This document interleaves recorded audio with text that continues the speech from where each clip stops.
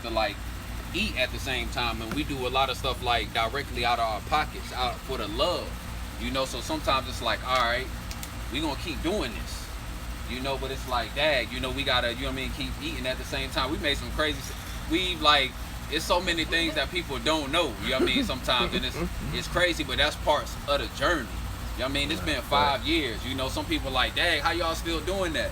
And sometimes we like, how we still doing this? Fact. But we know, because like it's what we want to do and we passionate about it, you know, and we gonna find a way. We gonna figure it out, whether we gotta be the source, connect to our higher source in a much better way, you know what I mean, be resourceful and connect with people, reach out. Sometimes, you know, we've had to, you know, learn our own lessons of asking for help, you know, putting pride and ego to the side, and like understanding that you need things, you know what I mean, and you gotta battle through it, or sacrificing things, whether it's been being able to, you know, just, you know, eat the greatest, you know, foods, you know what I mean. We sacrifice things, or buying the highest things. It's not about materials, you know what I mean. And I think sometimes we get to be a pure example of that, you know what I mean. We just make it rock, and you know what I mean, still be able to make it rock for our people. And so yeah, that sometimes it's been like one of the biggest things, you know. And what else? What did you say? I'm still trying to figure out where I want to start. You feel me? Like, I know one of the major things is, I feel like one of the biggest things as a visionary is to have to sit in your vision and trying to express that and explain that and get people to understand that. But I don't know, sometimes like I say, as a visionary, it could be so clear to me, but somebody else is like, it's just not clicking for it. So like, it was a lot with just being in Jacksonville. You know, we kind of not the most progressive area, you feel me?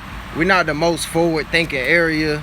So to try to bring something that literally doesn't exist and try to have people foresee something that could be created that's not there yet, it will be hard sometimes, you know. I mean, you was on the journey with us, you know, to know like, oh, we talking about a art gallery in Jacksonville. There was no questions with you, but there was so many other people, even with family, like, what you doing? What you talking about? How you gonna do that? How you gonna make money?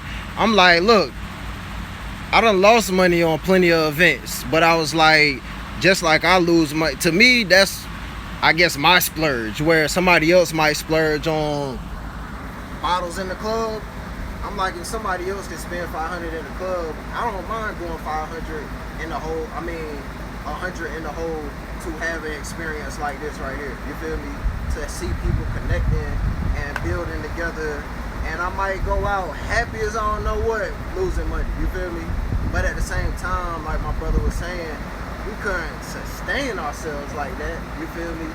We had to sacrifice, but we also had to learn from, okay, that event was a beautiful, powerful event, but we did lose money, so how can we do it better next time?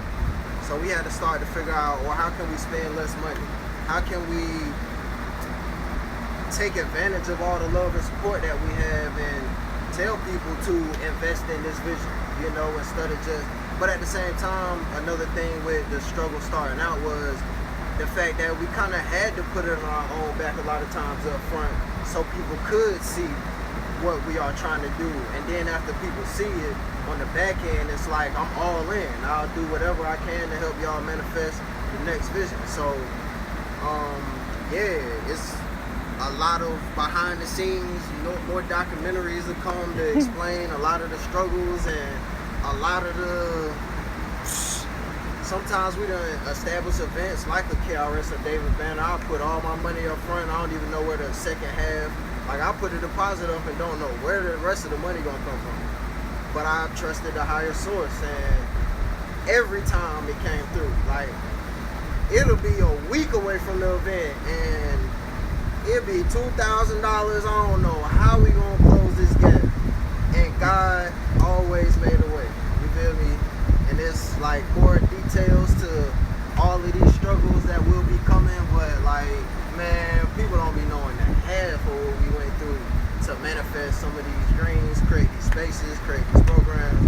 And then the last thing I leave with, like he was saying, us trying to sustain ourselves, even like what we do with artists, where it's like some artists is, I mean, they love to create, and it's like, I don't mind giving away this piece. I'm like, look, do you love your job?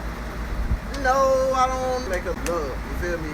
So when it comes to youth mentoring, community building, this is not no glorious making money lane, but at the same time, we try to encourage our people to sow a seed in a t-shirt, tap into whatever products that we have, send a donation, because we literally are taking chances to completely dedicate ourselves to this mission and to this grind, because I will not compromise. I will not have to fold up.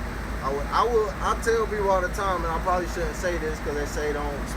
Man, look, I will be outside under a bridge if it came down to it, if I have to choose between following my passion and purpose or folding up and I'm going to be, I don't know, working at whatever secure job I have, because I found myself like looking back in these 5 years and remembering certain spaces I've been in, certain times we were visiting schools where I know if I was working under somebody else's control, I would have had to ask them, can I go in this school on Wednesday? Am I going to be available?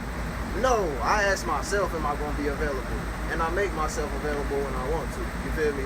So at the end of the day, it's many struggles, but it's all a beautiful struggle, you feel me? So that's that on that.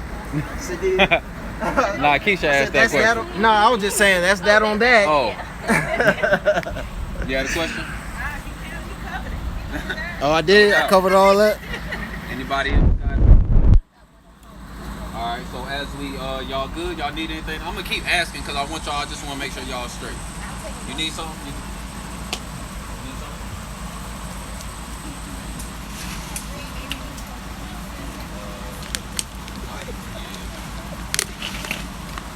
Y'all need two back here?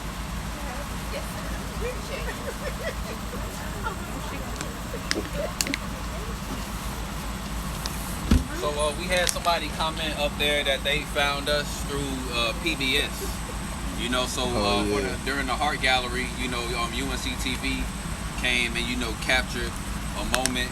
And it was quite an interesting time because it was, you know, fresh off the hurricane. So we weren't able to do it directly in the Council for the Arts. We did it in the Teen Center that was, you know, literally a few buildings down.